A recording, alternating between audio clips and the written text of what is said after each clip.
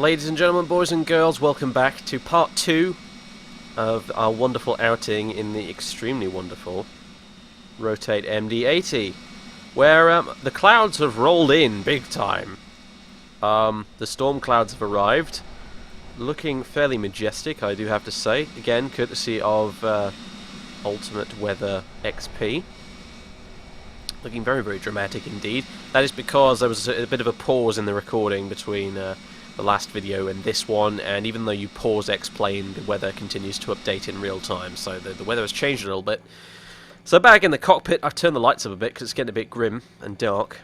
I'm going to put the anti-collision light on. Should put the strobe on out here. Sorry, not the strobe, but the beacon. I should have put that on before we started pushing back, but I forgot, because I'm excellent at this sort of thing. So we can turn off these.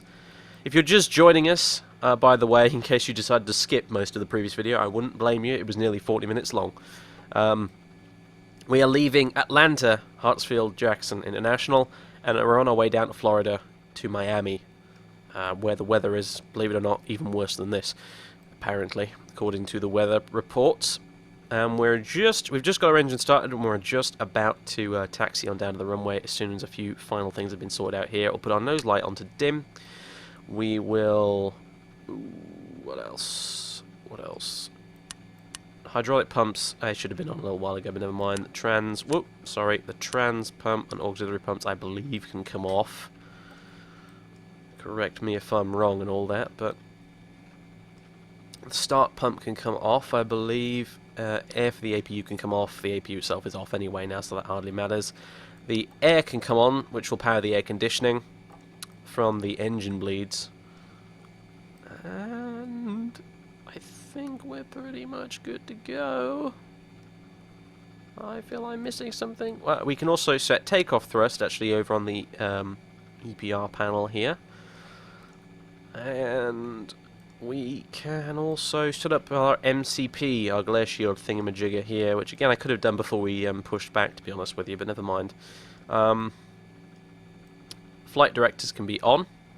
We will go with an initial speed of 200 knots, I think. Click speed select. And, oh, actually no, we'll do EPR lim for EPR takeoff. And then we will do a heading, which we will need for our runway heading. Our runway heading today is going to be... I'm not entirely certain. I think it's... Actually, no, apparently our speed, according to the departure chart, is actually going to be 250. The chart specifically instructs us to accelerate to 250 knots immediately after takeoff. So there you go. I'll set that to that then, I guess. The runway heading is, I believe, something like 273 degrees. I'm going to quickly check that on a chart I've got over here on my left monitor, which unfortunately you guys can't see. I'm sorry, it's actually 275. Good thing I checked. So, I'm going to have to click and drag this all the way around. It's a little tedious. 275. There we go. And let's see, vertical speed, I'm going to switch that up to about 1,500 feet per minute. Seems good to me. And we will dial in an initial altitude. There doesn't seem to be any altitude restrictions on the departure we're doing, so I'm actually going to put in our entire full climb to 320 in there and arm it by pulling the knob. Matron. So there we go, that's set up now pretty much, and we're ready to go. I'm gonna do a quick controls check. Back, forward, left, right, looks all hunky-dory. The rudders look okay. We can go outside and double check that. Yep, they're looking nice. The ailerons are looking good. Another interesting feature of the MD-80 is that, you notice when I use the ailerons, that tiny little witty bitty bit there is the only bit that moves apart from the these other ailerons on the wings here. The reason for that is it's because of the way these ailerons work. When we're in mid-air, this thing going down like that will actually cause the entire surface to move. So essentially you've got these little babby ailerons, which fly the main ailerons up and down when they've got airflow over them. It's a curious bit of very bizarre, if I'm being honest with you, design. The same goes for the elevators up at the top here. See, only the little bits move when I pull my yoke backwards and forwards. Weird, wonderful. It is what it is, and Rotate have nailed it. That would have been a very easy thing to overlook if they were being lazy, but they weren't when they designed this plane, it would seem. And we can also turn our weather radar on. There we go. And turn up the brightness if we like. We might need that today, actually, judging by the weather. Okay, that's it. Take out the parking brake.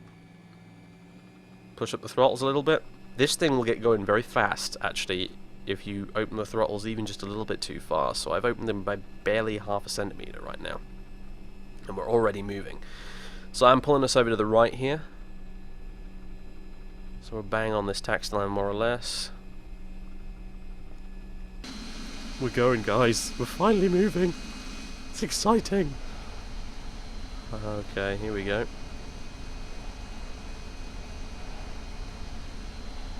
And we're going to taxi on up this way and then make a left.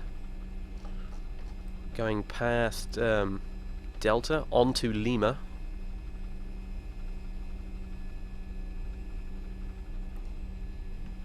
Delta is the name of this holding point here. Lima is the taxiway going across that way in front of us here. And we will make a left and follow that pretty much all the way to the end, and then we'll take a right. And again, look at this already, we're picking up quite a bit of speed. I'm having to engage brakes here. Just to slow down. I've barely got the throttles open at all. Barely. This thing accelerates a lot on the ground. You can taxi at pretty immense speed. That's for damn sure. Without much effort whatsoever. Turn these floodlights down just a bit. There we go. Okay.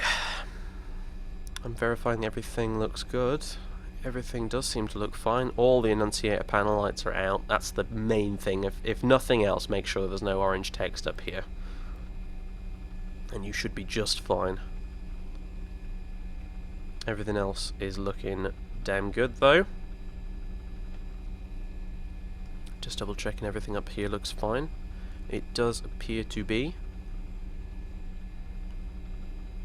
Yeah, indeed it is. I'm paranoid I've forgotten important things, mainly, just because I'm commentating and it's very easy to forget things when you're commentating. Really easy. If you've never made a YouTube video or anything of this sort before, you probably don't realise, but just the very act of having to narrate everything you are doing pretty much just it halves your brain cells effectively. You know, half of your brain's concentrating on talking and the other half is relegated to actually doing the business of trying to operate everything on here, which is, you know, one of the reasons I don't typically fly online on networks like VATSIM or Pilot Edge when I'm doing videos or even a stream, because my brain, frankly, is not big enough to deal with flying an aeroplane and dealing with air traffic control and commentating all at the same time. There are some very talented individuals out there in the Twitch and YouTube community who are capable of streaming and flying and doing air traffic control, and even doing very challenging flying involving radio navigation and all sorts of things like that. And frankly, those guys are just, I don't know, they're out of my league. Maybe someday I'll manage it, but right now I'm too much of an idiot. Which is why we are flying offline. At some point I will get on VATSIM and do a video, I'm sure, but it will be in a very low stress plane like possibly the A320, because I'm very comfortable with the A320.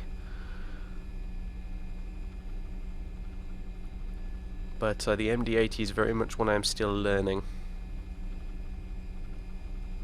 So expect screw-ups, folks.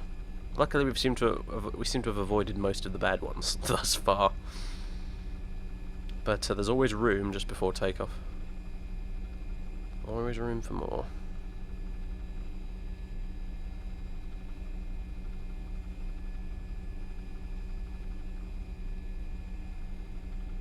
Oh, you know what I didn't do? You know what I didn't do? Almost there. I didn't. pull the heading bug out for heading select. So now we've got, I knew there was something missing from that panel down there. So now we've got heading select armed, vertical speed armed, our altitude is armed, and EPR takeoff is set. So I'm now going to pull on the brakes, and we're about ready to take off. Nose lights go to bright, wing lights go on and extended. Strobe goes on. We are now lit up like a Christmas tree, and we are ready to rock and rotate, as the case happens to be. Tish. Anyway, all looks good. And okay, now there are different ways to start this thing running for takeoff. If, in case you don't know, you have these toga buttons, takeoff, go around buttons on the throttles here, which you can click in order to do the whole takeoff process. But I've noticed you don't actually need to do that, and doing so actually deletes the heading select and vertical speeds information on your flight director, which I don't actually want. It does. Clicking it means that the flight director will go into takeoff mode, which makes it easy to take off because you just follow the pink crosshair. But I prefer not to do that, honestly. So I'm going to deliberately do this wrong, is what I'm essentially saying here. I am going to essentially just verify. Actually, no. Before we go any further, verify our flaps are in the position that is correct, and they are on the. And see here, they are on 11. Takeoff light is on. We will throttle up. We may get a beep here if I've set something incorrectly. Throttle up to about 1.44 EPR at the top there. Looks like we're good. Make sure everything's in sync and looking good, and then we hit auto throttle. Bang. There we go. We're going to go up to takeoff speed now. I'm going to push the yoke forward slightly because it's kind of like an Airbus A320 in that the nose in this thing is quite light and needs a little bit of encouragement to stay on the runway sometimes and not lift off all by itself. So hold it down. V1. Rotate. And it'll hang there for a minute or two. This thing can be very stubborn when it comes to getting off the ground sometimes. It's very tail heavy. And positive rate, gear up. And I immediately have to get on the trim. Now we're pitching on the flight director, well not on the flight director, but on the artificial horizon there for about 15 degrees. I'm going to bring the flaps up right away. Don't need to really, the flaps on this thing are very robust, they can stay down for a long time. I'm going to move this over right to the right a little bit so that we stay on our heading that we have selected. And now we are looking pretty damn good. I'm going to go ahead and switch on the autopilot, and that's pretty much it for now. Have a look at the ND here. We're pretty much on course for SLOR. Right then, you may have noticed a bit of stealthy editing there because unfortunately, I'm going to hit this to speed select now for 250. Oh, that's gone slightly above our rated thrust. Let's leave it back on EPR limb for now, actually, then. I have noticed a bit of stealthy editing there, I'm afraid, because shortly after takeoff the game crashed. I have noticed, I am sad to say, my game has crashed on I'd call it an irregular basis ever since installing the MD-80 and using the, well, whenever I'm using the MD-80 anyway. I can't generally really prove it's to do with the MD-80 itself, but bear that in mind. I've saved the log file and I will be sending it to the developers to see if they can make anything of it. I also forgot to switch off my APU when I when I did it again the second time. I was in a bit of a rush, I'm afraid. Anyway. Oh my god, we've accelerated way too much. That's what happens when I'm talking and not paying attention. Right, speed select, go back down to 250. Now Atlanta authorities want us to accelerate after takeoff, but not quite that much. It could be to do with the new weather plugin, I don't know. But the MD-80 has been crashing on me every now and again. It's a little annoying, it has to be said, but we're back in business now. That's all we need to know.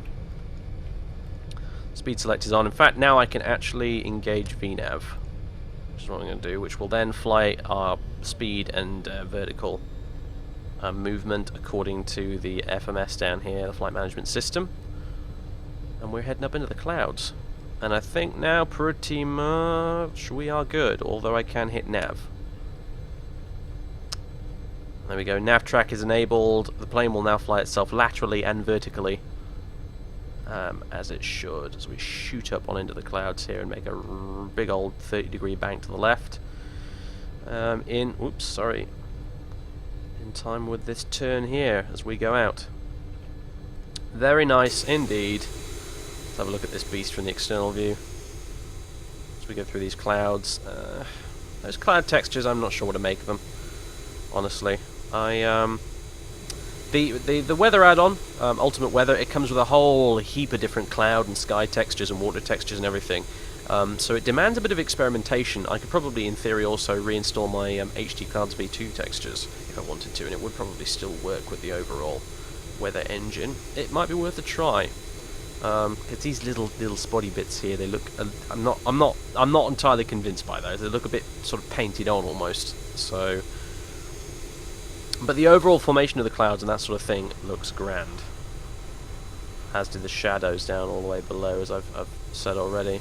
But hey, demands experimentation, and like I said, if you don't like what you see, bear in mind there are a whole other crap load of presets you can use with it, so there we go, boys and girls. We're on our way. We're crossing 10,000 now, so let's get those lights off.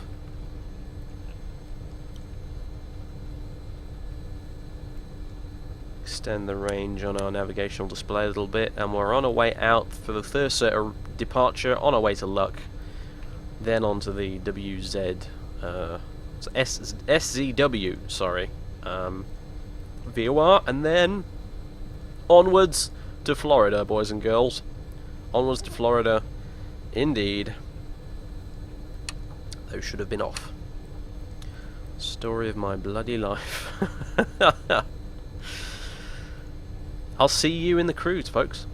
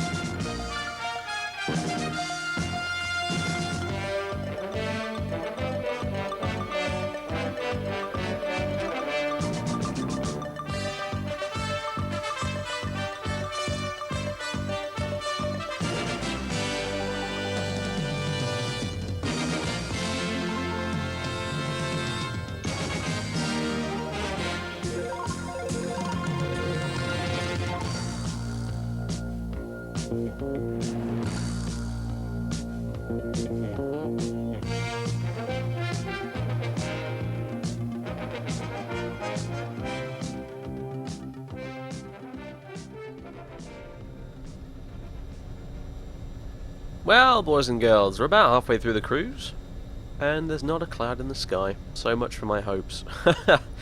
But apparently, no, there's a massive sort of cloudless stretch of airspace actually between us and Miami at the moment. However, when we actually get to Miami, things will get a lot more interesting, because according to the weather, a big stonking great storm front is brewing right over the top of Miami. The METAR for Miami at the moment, the weather seems to be alright. Wind's calm, visibility's alright-ish, there are some clouds. So wind's calm effectively means there's barely any wind at all, so we can select whatever the damn hell runway we want. I have selected, for the moment at least, runway 27. We've got the ILS approach for runway 27, which is that big old mess of waypoints ahead of us. The green TD is our top of descent, as calculated by the FMC. And we're pretty much set now for our approach into Miami. The actual visibility out here is not great. Like, I can't see very far, but there aren't any actual clouds, as you can see. It's kind of incredible up here, though, at flight level 320. With the atmosphere being the way it is at the moment, I feel like we're almost on the edge of space. I mean, just look out there. And just, you know, it's particularly appropriate considering I've always kind of thought the MD-80's cockpit felt a bit like a space shuttle cockpit. Something, I don't know, it's just something about it. I think it's all these, like, tiny claustrophobic windows we've got everywhere and stuff, but, looking good so far, looking good. So really not much to add other than that's what we're doing. And we will be descending not too far from now, as a matter of fact, approximately just over 200 nautical miles from now we'll be descending, and then the weather will get very interesting. Like I said, it's looking okay for now, but that could change very, very, very, very quickly. I've got myself tuned into the Florida, the Miami International ATIS frequency, but I'm not picking up anything yet. I don't know if that's because we're too far away or because I've got the wrong frequency. Either way, we'll just continue. We'll keep calm and carry on, essentially, until the ATIS pops in and tells me otherwise. In other words, and if the ATIS never comes up, that means I've got the wrong frequency, and I don't know where to get the right frequency from, because frequencies are sometimes a bit odd in X-Plane. I can never quite figure out where you're supposed to get the correct one. Sometimes I use the ones from the charts on Navigraph and it turns out to be correct, and sometimes it turns out to not be quite so correct, so I don't know. I don't know what to do. Anyway, I'm going to sit tight for a while, enjoy the view, and I'll be back with you guys when we're approaching our approach. Yeah, anyway, could have phrased that better. Never mind.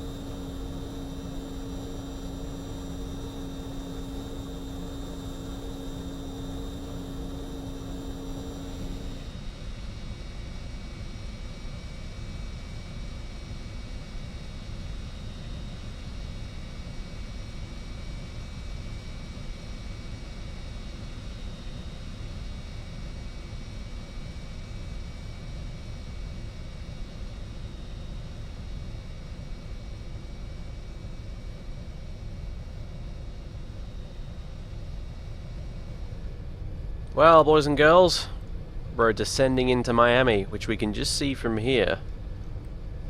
Quite a lot of detail down there in the scenery, although I had to turn my scenery settings down a bit, actually, to be honest with you, on account of this, the graphical demands of this aircraft. However, it still looks pretty good down there. Look at that. We're just descending into the place now. There is some clouds. It's nothing as extreme as I was expecting. The storm front's only really just getting here. If we go to the weather tab, you can actually see it here. This stonking great big thick bit of cloud here, that's that. But we're only on the outskirts of it. ATIS has confirmed that runway 27 is in fact the one that we're going to be using. You know, it's the one in use, which is a bit of a stroke of luck, and there it is down there. I think that's 27. Miami International down there. Excellent. That is where that is where we will be landing momentarily. Oh yeah, someone asked me, like, does this thing have a map light like in the FlyJ Sim 737-200? No, it doesn't, but it does have this flappy sunscreen thing. Hooray! So yeah, that's nice. Easily amused, I know. Okay, let's get ready to land, I guess. Okay, Okay, boobly boo. Right, ignition system is on. I don't know if I'm supposed to put the start pump on or not. I honestly can't remember, if, you know, to tell you the truth. But hey, we've slowed down to 250 knots. I need to zoom my ND right in here, because I'm actually going to slow us down, I think, a bit now to 220 or so.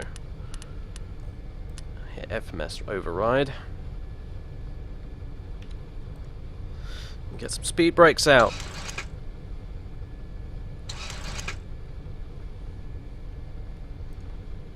That will increase our rate of descent and hopefully slow us down a bit. Cloud's looking pretty good. If I zoom in quite a bit, my frame rate goes right down. This is very, very complex scenery, but it does look the business. I think you'll agree. Hell yeah.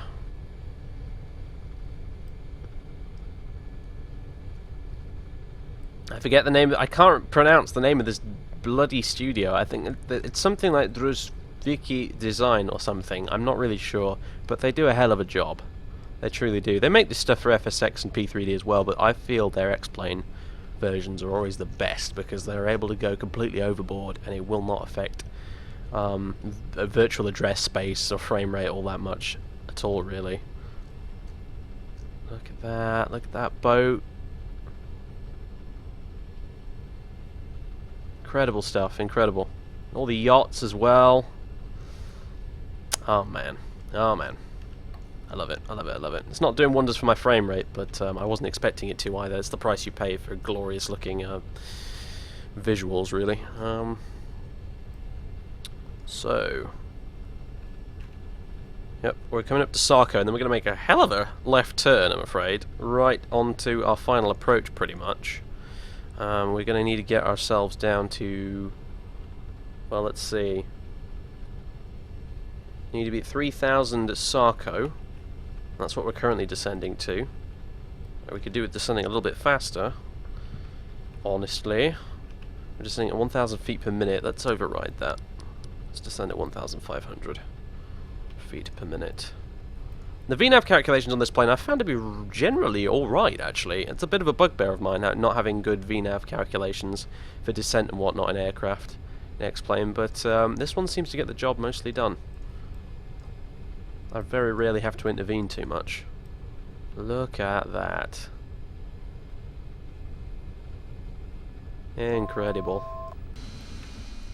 Again, these clouds, when they're close up, don't look so brilliant, actually, to be honest with you. But hey, that's I need to experiment more with it, because, as I said, Ultimate Weather gives you a whole heap of options, way too many for me to really cover it right now.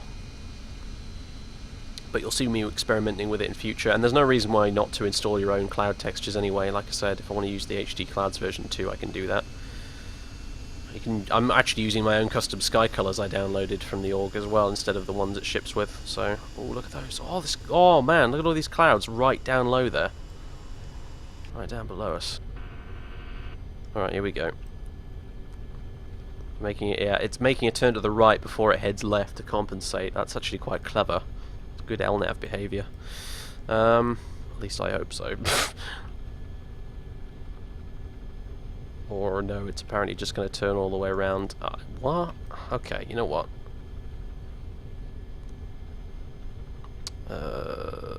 Where is... Right, yeah, we pull this to go to heading select. We'll go speed select. We will drag ourselves down to 180. Now, one of the things I love about the MD-80 is you can whack out the flaps at really fast speeds. Oh, what I don't love about it is this landing gear horn, which drives me nuts, but you can whack out the flaps at really quite incredible speeds. Look, flaps down 11 degrees at 280 knots. That's insane. These things must be built of concrete or something. But we're slow enough right now to pretty much pull out all of the flaps that we want to pull out, which is incredible. Master caution, yeah, shut up.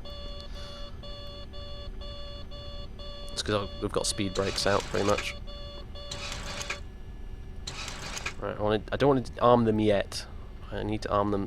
Arming them is the speed brakes is pretty much the last thing you want to do before you land. So, all right, we're pretending at the moment, effectively, that we've been given ATC vectors, and so that's exactly how I'm kind of... Whoa.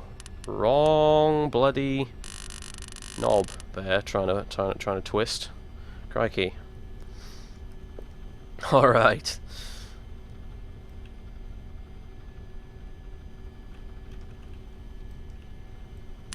Increase the range on this so I've got a better view of what we're dealing with here. Alright, looking okay. Looking okay indeed.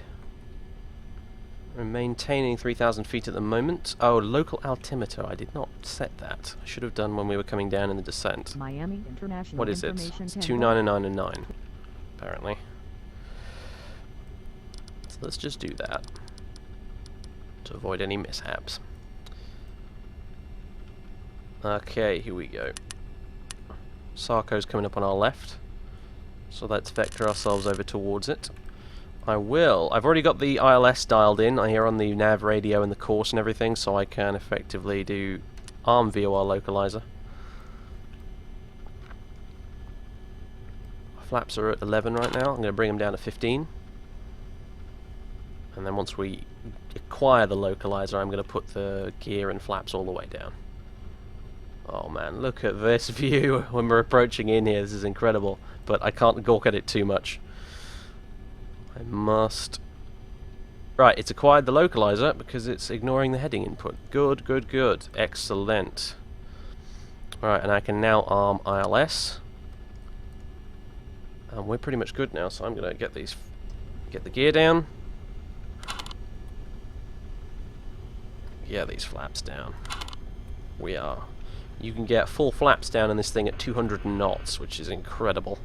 So, and we're currently doing 180, so let's go to menu, approach. VREF speed for flaps 40 is going to be 126, which seems incredibly low, but there you are.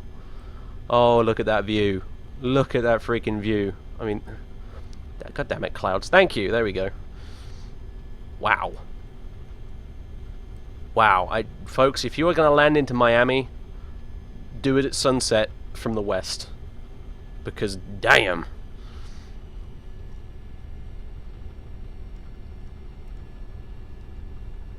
From the east, sorry, to the west. Dumbass. You call yourself a pilot? My god. Anyway. Weather's very clement, though. I was expecting much worse. I have to be honest with you. I'm not at all bothered by that either, because I don't want to do a bad weather landing in this thing. My god.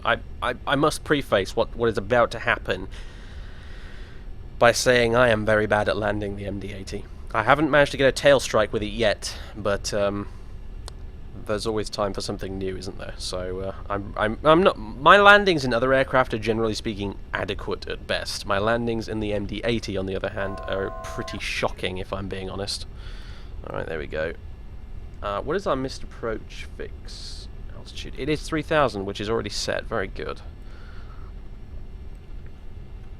So here we go. Runway 27 is ahead of us, about 6 miles away. We're going on in, folks. We're going on in.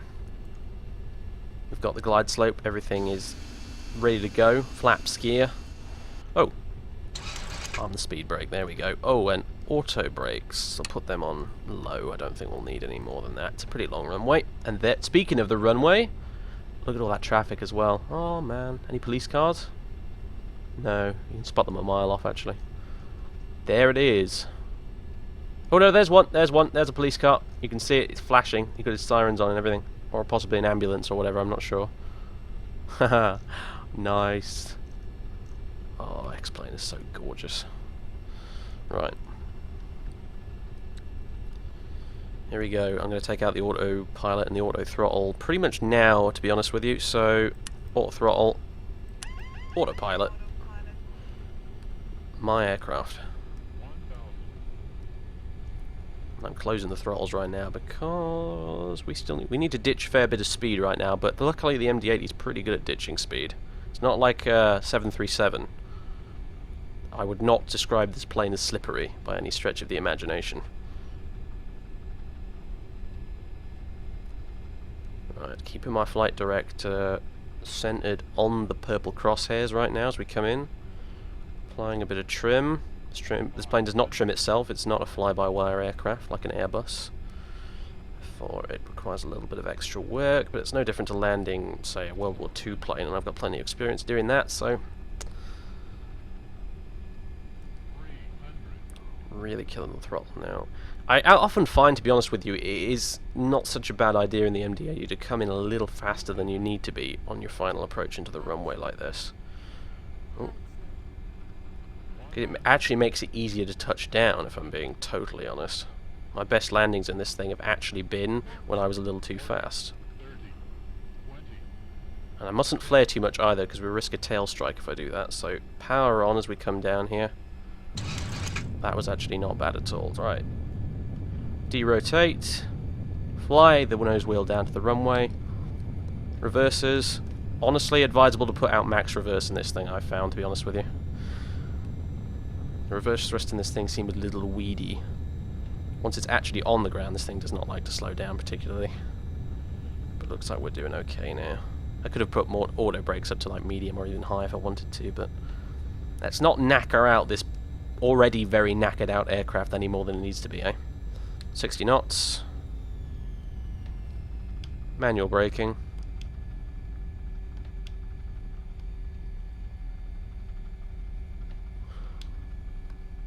We don't have noisy passengers in this plane, so I can't judge my landing by whether or not I got a clap, so they're all very quiet in the back there, I'm afraid. In addition to being invisible, as some of you will have no doubt noticed. And there we go. Welcome to Miami, Florida, ladies and gentlemen. Local time is about 6 o'clock in the evening. I'd say about 6:30. If I don't have the clock in front of me, it's obscured by the yoke, amazingly enough. If we just... yeah, it looks like about 6:20. Right now, I have no idea how to get around here. I do not have a map in front of me. I'm just going to follow the taxi lines until I find something closely resembling a gate. Now, I should point out with this scenery that the textures you're seeing and everything are pretty blurry, because this is what the designers called a light version of their airport scenery that comes with the city scenery. Now, it's funny that they should call it light scenery, considering there is no actual regular version of this scenery available for X-Plane currently, but there it is. I imagine they intend to release it at some point in the future, and that is why they've done it like this. These look like they could be gates down here. It also looks like a kind of a cargo ramp, to be honest with you. So I'm going to keep going down here. In fact, I can go ahead and... oh, yeah, get the bloody spoilers in. That's, well, you know, it wouldn't be a Sorcerer Days Flying Circus video if we didn't have spoilers up after landing, and if I didn't leave the old chemtrails on there. Oh dear. I have in fact gone completely the wrong way. The rest of the airport is all the way back there. Oh dear. Well, after much backtracking down runways in order to get myself pointed back in the right direction, I've finally arrived at a gate that I'm going to use. It's not terribly detailed here, like I said, unfortunately, because it's the light scenery. I hope the chaps at whatever their name is, Designs. I love you guys, I really do, but please get a nice detailed version of this airport out, because this is a bit of a letdown. It's not bad. It's certainly better than default, because default usually means an empty field with no buildings whatsoever, but, you know. Alright, my parking here is going to be shocking. I'm not even remotely on the line or anything. But whatever. There we go. Whew! We have arrived. We have arrived. Parking brake goes in. Oh my goodness. And I'm afraid the game crashed when I was attempting to view the replay for the landing.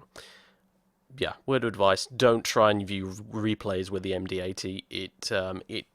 I can't. I think the last 3 times I've tried to view replays with the MD-80, it has crashed. So don't do that. That's a bad idea. I probably shouldn't have done that, but never mind. The flight was over. We had parked anyway, so it hardly matters, I suppose. Thank you for watching, everybody. Thank you for turning up. And if any of the guys from Rotate are watching, thank you very much for providing us with an absolutely outstanding aircraft add-on.